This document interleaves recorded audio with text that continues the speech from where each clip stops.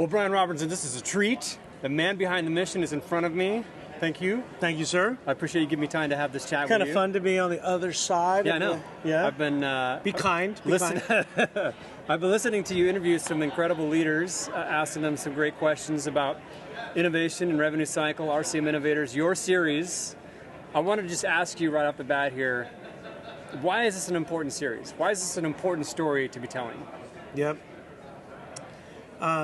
So we're very big on, wisdom of the crowd, crowdsourcing wisdom in the context of data, the idea of mastermind. Over the years, like with client summits or user groups, and people know me as a loquacious kind of guy. I can talk a lot, you know, but I love also to step back, bring people together, in the revenue cycle. We all have the same macro dynamics, but the micro dynamics are always situational, and conditional, whether you're a children's hospital or you're in a certain market,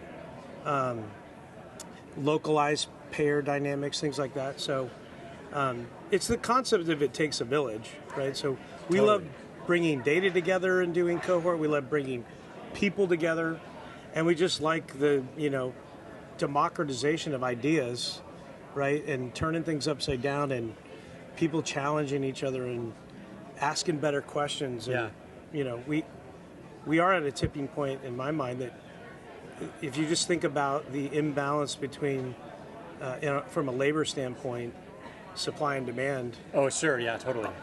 We've been pushing a lot of this stuff for a lot of years. It's we'll get there, and it's clients are leaning in saying, I'm having a hard time filling revenue cycle spots. Yeah. Maybe the bots. Yeah. And advanced analytics, could play a role. So I think the timing is good to leverage innovation to get some stuff done that's been needed for a while. But sure. I mean, we all say in this industry, healthcare's behind. It's a decade behind. Who knows? We all know it is. Yeah. I don't know what the exact number of years are, but this is a good time to kind of leapfrog. Right. Let's find some leapfrog moments, and because we have to. So you've been in this space for 2 decades. You see the gray hair on my head? And even through these conversations, you have an opportunity. Actually, I've been in the space for 3 decades. Is that right? 3 decades. 2 decades as an analytics dork. Okay, right on.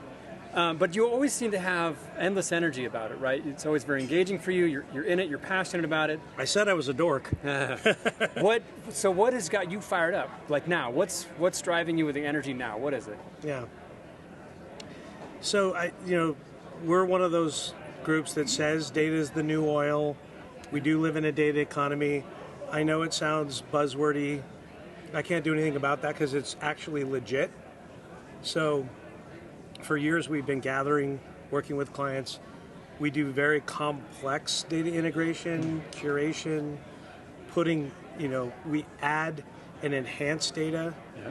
And we've been doing that for 20 years, and you get better at it, you add more risk markers or algorithms. But it's kind of like the time is now, and data is the answer, and 20 years of doing this, we think we can help a lot. And if you want to be, one of my big passions, as you know, is stage 5 or 6 business analytics maturity. Ubiquitous insights given on a silver platter to the right user at the right time, and everybody uses this in the marketing, but it's still legit. The right data, the right user at the right time. Let the anomalies find the users. Yeah. Whether it's doctor, nurse, case manager, biller, collector, the data's all there. And if you're missing data, you do data gap analysis. You go find the data, right? And you solve problems through data every single day. Yeah. And if you think you can compete or win without analytics, I don't know. Yeah, so this is something that I want to ask you about, which is it just seems to be an ever-increasing complexity and specialization that's happening in the back office of healthcare, right? I mean, certainly a lot of great advancements on the clinical side, and on the back office, it's just getting very intense. And the expectation for health systems to be able to manage and navigate this space, both on the clinical side and the back office side simultaneously, just becoming overwhelming. Yeah. And what it's starting to look like is that the partnership between healthcare providers and the vendors that are now supporting them on the back office is absolutely necessary, right? Yeah. And I know you've talked before, I want to hear your thoughts on this. You've talked before about the difference between vendors, which really just kind of a transactional sort of relationship between, and then an actual partner, right? So can you tell me more about this aspect of being a partner? Do you have 6 hours? Well, no, I think that for all of my vendor friends, we always long to be considered a partner. Yeah. I think that gets played around with is like, oh, that's just a euphemism. But what we do is unique and differentiated, and it requires a lot of trust. So, trusted advisor. I mean, I always feel like I'm saying the cliche words, but it's like, well, we're actually trying to do that. Though. Yeah. We want to be a trusted advisor to our clients. We want to be considered a strategic partner. Sure. And not every. I mean, if you're a supplier of IV bags, like Baxter or something, you're a supplier. Okay, I get that. But many vendors are trying to do something value add. Yeah. They should. Yeah. I mean, what are the hallmarks, right? So if I'm a provider, I mean, this is the same thing we've talked about this before, where you're going to get when you're talking to a capital partner. Capital partners, every one of them is going to say, we're a strategic partner, we're not just capital for you guys, we want to make you win, we're going to be very engaged, we're going to create success together. And it's you mean that we're more than money? Totally, yeah. And it's in so many cases, it's a platitude situation, but you're definitely making the difference. I think what I'd like this audience to hear from you is, what are the hallmarks for the genuine partner that's out there looking to cooperate with you and innovate together and that kind of thing? How do you spot it? Yeah. Ooh, that's a good one. I think some relationships that we have with clients when we're in the sales process and we're meeting each other, it could be that we had a connector. It's, you love it when things start with some trust. Yeah. There's known quantity. Hey, I want to introduce you to this person. These guys are known. Their reputation is strong. I still find that you have to earn, when you do a deal with a client, sure, you're earning the trust of even the people in procurement. You're earning the trust of not just the economic buyer, but the champions and the sponsors, and even some of the naysayers in the beginning that are kind of like, I don't know about these guys. Yeah. So, we work really hard to earn trust, and one of the ways we do that is data trust. Here's another one. Single version of the truth. Like sure, everybody and their brother says that. It's really hard to do that. To take data from Epic, Cerner, Meditech, credit agencies, 837s, 835s, thread the needle across all of those and have intelligent joins. Yeah. Sometimes you have to use complex fuzzy logic, and it's hard to unify all that data, curate the data for action, and then create. So it's more than just balancing. Right. It's like, can you trust this data? Yeah. And many people have been burned, and I get that. So we probably overdo in the implementation, like the testing and the validation, and we take UAT to a level, that because we know that if we put time and investment into that, sure, there will be trust. Yeah. And I always say, like, data trust too is, data doesn't have to be perfect to get value out of it. We can take 837s and 835s, get directional insight. You can't balance that to any financial statement yet. Right. You can join other data to it, but you can get directional insight and you can start to get things done. So it's also what is your roadmap to have like ultimate data trust, and it's being pragmatic along the way. But that's how, you have relationship trust, but when you're meeting new people, creating trust around the data is the best path that we see to creating trust. Yeah, and then just working hard and caring every day about helping them move the needle. Yeah, that builds trust.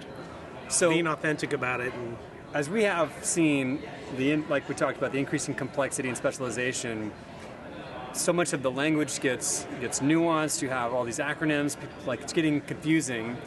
And it seems like it's increasingly important also to continue to find how to connect the dots and the pathway back to value for the patient. Mm-hmm. So, as you're talking about single source of truth, the value of innovation and this type of stuff and what's happening in the back office of healthcare, I mean, there's so much complexity. It's almost becoming, it's obscured. It's like obtuse. Like, I mean, I don't even know what's going on, right? So can you help us like connect some dots between the kinds of technologies and specialization, the importance of data in the back office, and value for the actual patient? Yeah. How do we get back to that root? Yeah. I mean, walk around these halls and we'll all say the same thing about the patient in the middle. Yeah. Right? And genuinely people believe that, and they're directing their offerings to that more and more. Patient as consumer. Yeah. I'm really passionate about that because if you do advanced analytics and the kinds of things where micro segmentation is important. Okay. So it's a health consumer is sometimes a shopper of healthcare, right? If I'm going to go get a total knee and I live in a certain area, I now have different ways to shop for. Right. Yeah. Sure. And then there's the cost and assessing that, and then there's the outcomes. Yeah. So I can shop for healthcare. I can make a decision and then go somewhere and have it done. And now I'm actually I'm a patient. And then ultimately I'm like a customer, like a retail experience. So I could get sent a billing satisfaction survey that says, did I have a delightful billing experience? Yeah. Now, how many people use that kind of language? Some do, but patient-friendly billing, like, what about, like, your billing experience was delightful? Right. Right? Yeah. 11 You didn't star. get 11 star. You didn't get 17 different confusing pieces of paper and all that. So I think that there's another one, too, that we're always fans of, which is some call it the circle of love around the patient. Okay. Because many times the patient, if it's a child in a children's hospital, they have to have other people helping them. Sure, yeah. Or if you have a type 2 diabetic and they have, support around them, you have to think about all those things, right? If you're going to create value for the patient, because what we all know is unique about healthcare, not many people wake up like, I want to buy a new stereo. I'm going to go do my homework. Nobody wakes up and says, I want to go get some knee work, or I want to go fix a cut finger, go to the ER. Right. So, we have to deal with that, but it's still a business transaction. Yeah. The most important thing is the clinical work, and an invoice payment process is still important. So the whole thing should be awesome. Yeah, I totally agree with that. That's how you're competitive. You build loyalty and avoid network leakage. And so I think digital transformation and just our passion is to think about things in the atomic and molecular. Right. And the more that you're down in the weeds in atomic and molecular, then the more you can segment and really think about the patient through all those lenses. Yeah. So I think about the principles of primacy and recency. The first thing that you heard and the last thing that you heard when you're at a session at a conference like this or in some other situation, that's what happens. That's what you walk away with. First thing and the last thing. Yep. And as you're describing in the clinical setting, right, you may have a great clinical experience, but your patient access, you're up front, you're scheduling, these types of things, right? And then the last thing, you're billing. These are the things that are really going to impact the experience that you had, especially if in the clinical setting you were under for surgeries. You're able to witness what was happening. So your encounter is so influenced by your experience of the revenue cycle side of the billing and that type of thing. I actually had an experience at a resort recently where it was getting a little funky at the end with the billing, and I'm like, I had a great time. And I even actually laid out your explanation of this.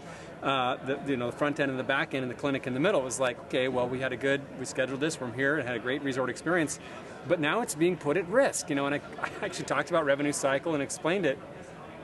And it was a good conversation because I was able to approach it that way.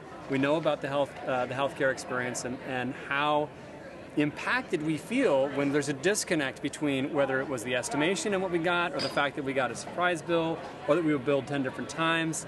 And to really create, unification of all that from the patient's experience, that's how you get from, 3-star to an exceptional experience. Yeah.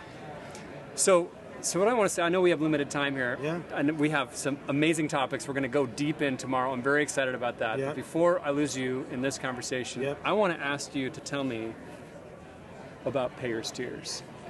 Well, first of all, it's bourbon, and I'm more of a single malt guy. Okay. Yeah, so this was a fun thing that we did with clients we did an innovation workshop and design lab. Yeah. We always tried to break bread and have some fun. Oh, yeah, sure. So we hosted these meetings in Louisville. Yep. And then we ended up in Maker's Mark with some VisiQuaters and some clients and prospects. Yeah. And they made this custom bottle through like a 4-hour experience. Wow, okay. So you turn a traditional bottle of Maker's into your bottle of Maker's. Yeah, yeah. So wisdom of the crowd. Uh-huh. You have to negotiate. Right, And I like that one. Why do you like that one? And, Yeah. you know, so what they settled on was this very custom bottle, which we have a barrel of and send it to our clients and friends. And Payers Tears. And my favorite thing is the Payer Tears. Payers Tears. You're trying to start a little... We're trying to level the playing field since okay. that payers have providers outmanned and outgunned. Yeah, that's true, huh? By a big number. Yeah. So I have heard it described, the dynamic between payers and providers has been described as an arms race. Do you share the thinking on that? Yeah, absolutely. Yeah. I mean, there are some providers and payers that have a great relationship because they're in the market together.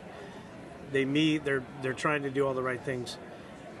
There's all these transactions every day going back and forth, cost to collect and cost to adjudicate. Yeah.